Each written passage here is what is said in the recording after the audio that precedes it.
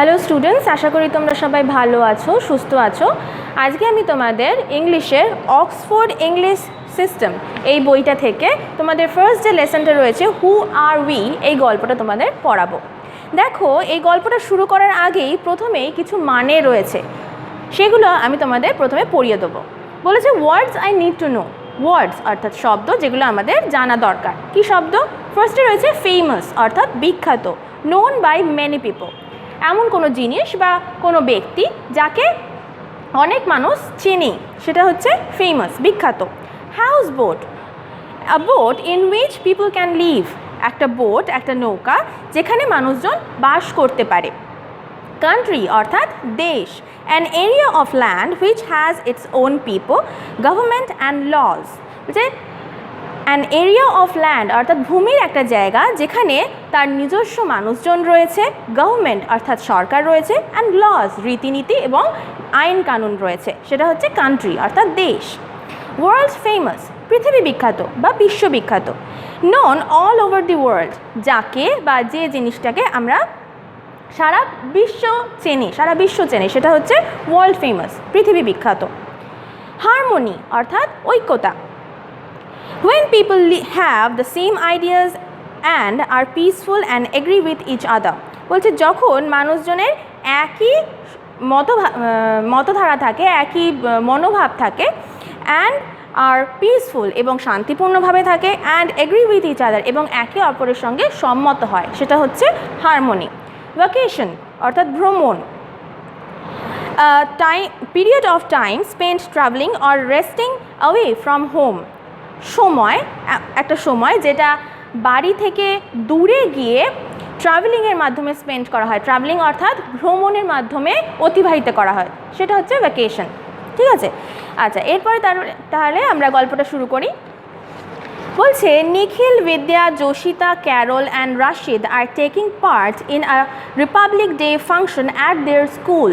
Nikhil, Vidya, Yoshita, Carol and Rashid তারা কী করছে? Taking part অর্থাৎ অংশগ্রহণ করছে in a Republic Day function অর্থাৎ রিপাবলিক ডে অর্থাৎ প্রজাতন্ত্র দিবসে একটা অনুষ্ঠানে তারা অংশগ্রহণ করছে অ্যাট দেয়ার স্কুল, তাদের বিদ্যালয়ে।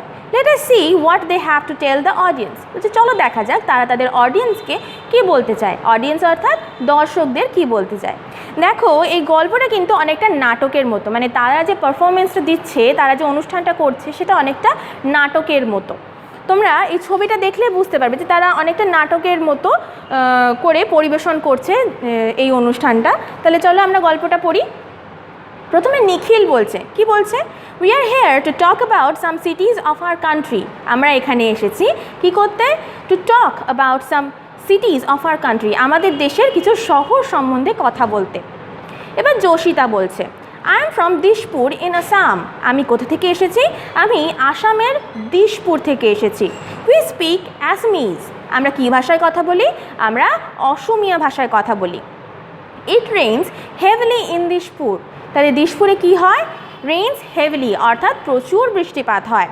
The T grown in Assam is world famous, অর্থাৎ আসামের যে চা উৎপন্ন হয় সেটা কিন্তু ওয়ার্ল্ড ফেমাস অর্থাৎ পৃথিবী বিখ্যাত।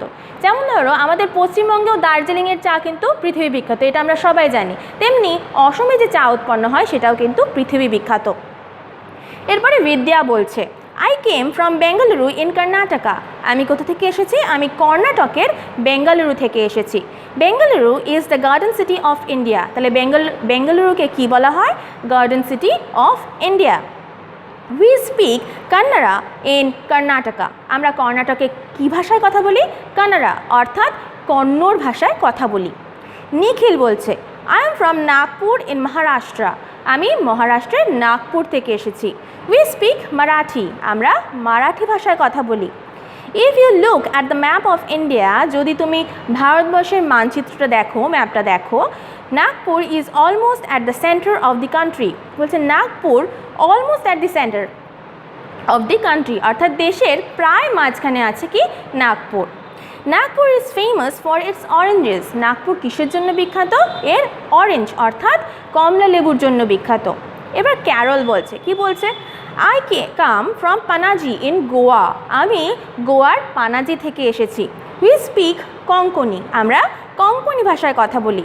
The beaches in Goa are beautiful. বলছে the beaches in Goa, beaches অর্থাৎ সমুদ্র সৈকত। গোয়ায় যে সমুদ্র সৈকত আছে সেটা কিন্তু খুবই সুন্দর। দেখবে তোমরা যদি কেউ দীঘায় বেড়াতে গিয়ে থাকো বা যারা যাবে তারা দেখতে পাবে যে দীঘার সমুদ্র সৈকতও কিন্তু খুব সুন্দর। দীঘার সমুদ্রের সামনে যে বালুচর আছে সেটাকে সমুদ্র সৈকত বলা হয়, সেটা কিন্তু খুবই সুন্দর। ঠিক তেমনি গোয়ারও যে সমুদ্র সৈকত আছে সেটাও কিন্তু খুবই সুন্দর, খুবই সুন্দর। Tourists from all over the world came here for a vacation. Tourists অর্থাৎ পর্যটকেরা from all over the world অর্থাৎ সারা পৃথিবী থেকে পর্যটকেরা আসে, এখানে আসে কি করতে আসে? ফর আ ভ্যাকেশন অর্থাৎ তারা ছুটি কাটাতে আসে। চলো এর পরের পৃষ্ঠায় যাই। এবার রাশিদ বলছে, কি বলছে? I am from Srinagar in Kashmir. আমি কোথা থেকে এসেছি? আমি কাশ্মীরের শ্রীনগর থেকে এসেছি। We speak Urdu. আমরা কী ভাষায় কথা বলি? আমরা উর্দু ভাষায় কথা বলি। ইট স্নোজ ইন কাশ্মীর। কাশ্মীরে কি হয়? স্নো অর্থাৎ তুষারপাত হয়। Srinagar is home to the beautiful ডাল লেক। শ্রীনগর কিসের জন্য বিখ্যাত? ডাল লেকের জন্য, একটা খুব সুন্দর লেক, এটার জন্যই কিন্তু শ্রীনগর বিখ্যাত। And is famous for the house boats on it's. এবং ডাল লেকে কী দেখতে পাওয়া যায়? হাউস বোট দেখতে পাওয়া যায়। হাউস বোট কথাটা আমি তোমাদের আগেই মানে পড়াতে গিয়ে বলেছি যে এমন ধরনের বোট, এমন ধরনের নৌকা যেখানে কিন্তু মানুষ বসবাস করতে পারে, মানুষ ওই বোটের মধ্যেই থাকতে পারে, ওই নৌকার মধ্যেই কিন্তু জীবনযাপন করতে পারে। এগুলোকে বলা হয় হাউস বোট, যেটা ডাল লেকে দেখতে পাওয়া যায়। এবার অল অর্থাৎ সবাই একসাথে বলছে, কি বলছে? We come from different parts of our country. বলছে আমরা আমাদের দেশের বিভিন্ন প্রান্ত থেকে এসেছি, বিভিন্ন জায়গা থেকে এসেছি। But we are all the same, কিন্তু আমরা সবাই একই। We must respect each other and live in harmony. অর্থাৎ আমাদের অবশ্যই একে অপরকে রেসপেক্ট করা উচিত, সম্মান করা উচিত। অ্যান্ড লিভ ইন হারমোনি, এবং এককভাবে থাকা উচিত, একসাথে থাকা উচিত। Thank you everyone. ধন্যবাদ সবাইকে। তাহলে এখানেই ওদের নাটকটা শেষ হলো। তোমরা অবশ্যই ভালো করে গল্পটা পড়বে। দেখো এখান থেকে কিন্তু আমরা অনেক কিছুই জানতে পারলাম, যেমন কে কোথা থেকে এসেছে, তারপরে কোথায় কোন ভাষা ব্যবহার করা হয়, এবং সেই জায়গাগুলো কিসের জন্য বিখ্যাত, এই সব কিন্তু আমরা এই গল্পটা পড়ে জানতে পারলাম। তোমরা অবশ্যই এগুলো পড়বে আর অবশ্যই বানানের দিকে খেয়াল রাখবে। আর এই সম্বন্ধিত যদি তোমাদের কোনো রকম প্রশ্ন থাকে তাহলে সেটা অবশ্যই তোমরা হোয়াটসঅ্যাপের মাধ্যমে জানাবে।